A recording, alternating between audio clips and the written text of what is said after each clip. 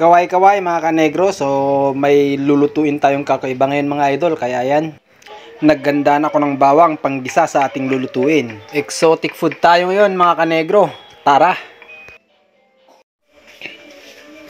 So ang lulutuin nga natin mga kanegro ay ito yung buos kung tawagin sa amin. Ito yung langgam na pula.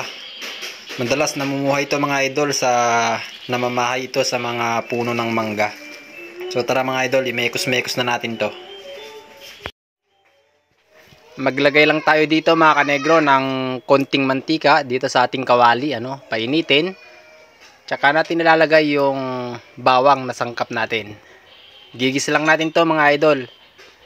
Saglitang gisa lang yung bawang. Tsaka natin ilalagay yung ating nutritious, delicious buos. O, diba? Sa mga nagtatanong dyan kung safe bang kainin to, oo mga idol, safe na safe to. Super food to mga kanegro.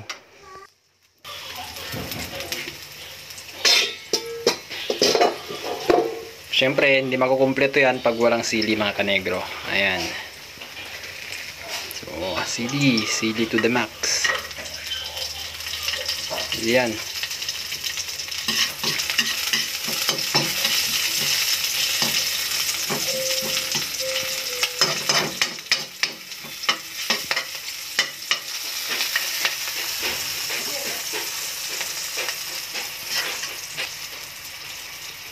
Okay na mga idol, pwede na natin ilagay yung ating buos. Ayan mga idol, sarap niyan.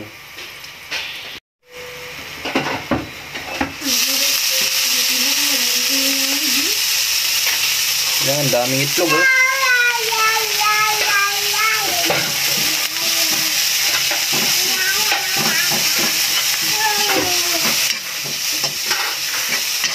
Sarap. Sino na nakatikim nito mga idol? Ayan.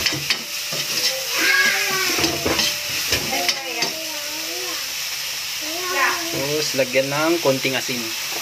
Pampalasa. Asin. Ayan.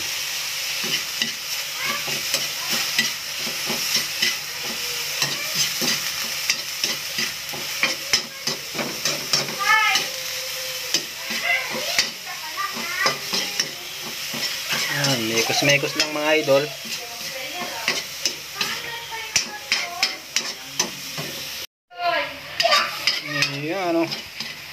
Ayan yummy.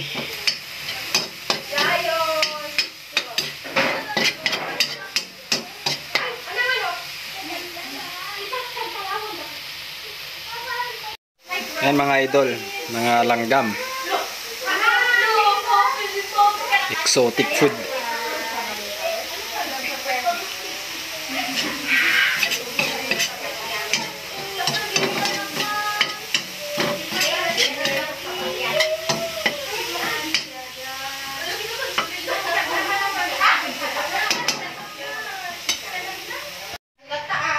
Okay na mga idol, ayan na ready to eat.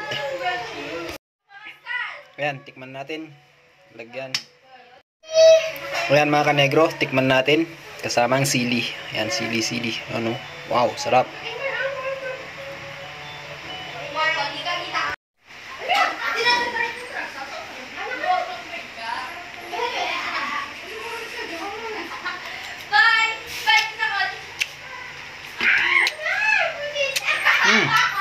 Sarap mga idol.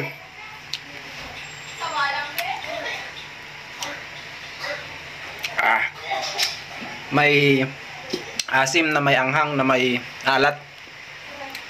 Malupit. Yun lamang mga idol. Peace out. Saba Kita mami